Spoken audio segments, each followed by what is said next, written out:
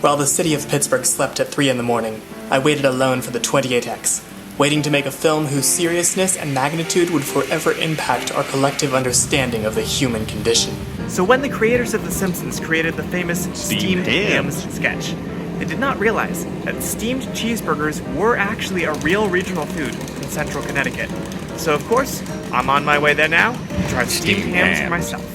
I was scheduled to fly American Airlines from Pittsburgh to Boston by way of Philadelphia, but when American realized this flight was filling up, they gave me the option to switch to a different itinerary on the same morning, connecting in New York's JFK Airport, and then flying on to the city of Worcester, about 37 miles from Boston. I figured I could skiplag this flight, just take the JFK segment, ride trains up to Meriden to try steamed hams from Ted's Steamed Cheeseburgers. Oh, not in Utica, no, it's a Meriden expression. I see. And then take a bus to Boston. At least, that was the plan until I got to the gate. Okay, ladies and gentlemen, our baggage space is filling up, so we're going to need passengers to check their carry-ons to their final destination, starting with you. My world was shattered. My bag was now unavoidably headed to... Oh, you're going to Worcester? I was headed there, which meant no steamed hams, which meant it was time for a trip report to Massachusetts' second largest city. Our aircraft for the first leg up to JFK was an American Eagle Embraer 175. We departed on time, and soon we were shooting through the misty skies towards the greatest city in the world. Before we knew it, we were passing over North Jersey, Staten Island, and the Atlantic Ocean, before circling over Long Island. As we approached the airport, I spotted several Long Island Railroad trains, carrying their loads of morning commuters.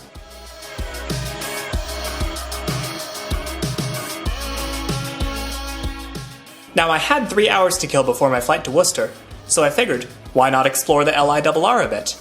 Heading out of Terminal 8, I made my way to the AirTrain. This feels like an oddly small hallway for the train to the city. It's almost like it's an afterthought. Oi, top of the morning to you, Governor! Now I know this isn't a particularly novel take, but the AirTrain has a pretty questionable fare setup. For a ride that's just a few minutes and doesn't even take you into Manhattan, trips are $8.25 each way.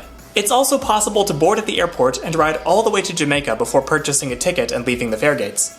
JFK sees flights from all over the world, and I heard several languages being spoken aboard the AirTrain, so if anything, this confusing setup is not particularly courteous to our country's guests. At least installing contactless payment like on the subway would be a major improvement. As is, this system led to a large throng of people clustered around the fare machines, and a litany of security personnel trying to guide them in the right direction. I almost rage quit right then and there and went back to JFK, but then I saw that most Canadian of institutions, Tim Hortons, and I knew my pain was worth it. So I got recognized here at the Tim Hortons. This is Scott. Hello. Viewer of Classy Whale. Yep. Where are you headed? West Hampton. Nice.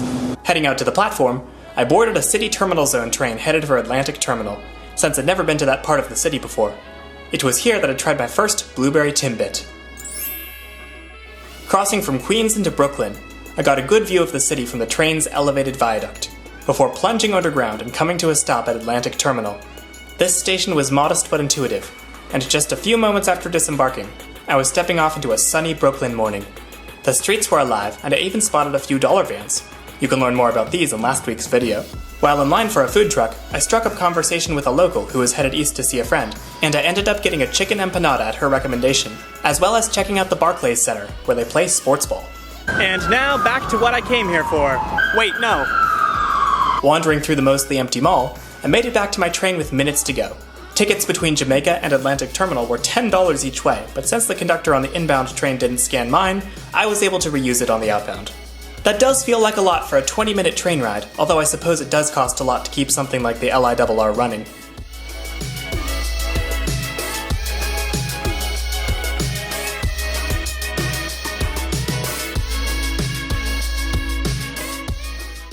Then it was back on the AirTrain to the terminal. Now it was time for the most exciting part of the day, a flight to a truly special destination. Unfortunately, there was a problem. You need a federally issued ID to fly. My federally issued ID is in the carry-on that I checked. As it turns out, they will actually let you through security without an ID. The problem is, the security officer I was assigned was really not having it that day and kind of barking at everybody. Another security agent had to swab every single item in my camera bag. Long story short, I do not recommend this, but technically it's possible. So fun fact, among all of the American Airlines departures, Worcester, Massachusetts is at the very bottom alphabetically, below literally every other flight on 4 different screens. Also, pro travel tip, if you check your carry-on, make sure you have your charger with you, because otherwise you're going to have to spend a lot of money at Hudson News. You know, I think I can do without a phone for a couple hours. Also, while we're on that topic, why are overpriced M&Ms like a staple of every single duty-free shop around the world? I feel like this far down the terminal there really isn't that much. I immediately have to eat my words because there is a fun zone!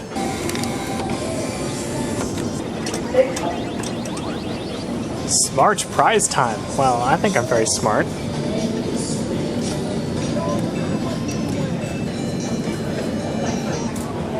Sadness.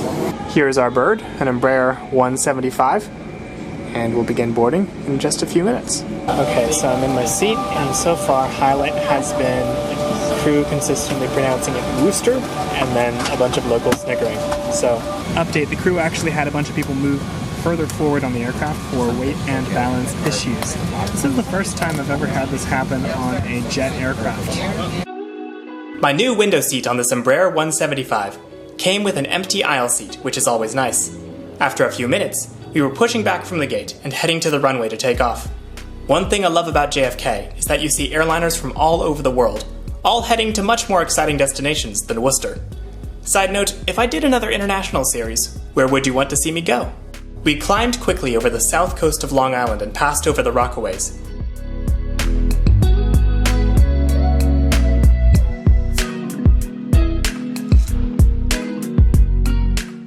The views got cloudier as we climbed, but since we had free Wi-Fi, I figured I could at least entertain myself with the free movies and TV available until we got to our destination.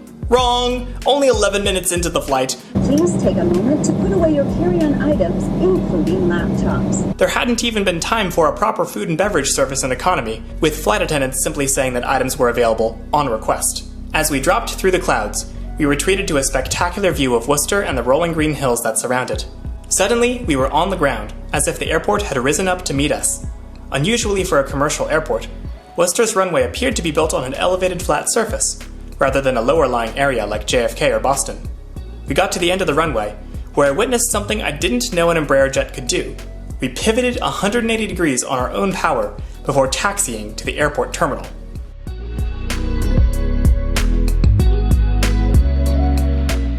The inside of Worcester Airport was pretty bare bones, with only 4 jet bridge gates and 2 ground level ones. Since only Delta, American, and JetBlue serve the airport, each airline appeared to have its own gate. Additionally, a small convenience store and eatery provided the only sustenance airside. Heading landside, I looked around at the modest but elegant facilities, then finally found my bag. Reunited and it feels so good. The next local bus to downtown wouldn't be coming for over an hour, so I opted for an Uber instead. My Uber ride turned out to be a great tour of the area, featuring steep green hills, friendly New England ponds, and railroad infrastructure everywhere the eye could see, many of which was for the Providence and Worcester Railroad. Worcester seemed to be a railroad town, and nowhere exemplified that more than Union Station. So here's the view in downtown Worcester. Worcester? I did not expect the train station here to be so cool looking. Let's see, Boston and Albany, New York, New Haven, and Hartford, Boston and Maine. Makes sense why it's called Union Station if it's multiple railroads altogether. The inside continues to impress. Whoa!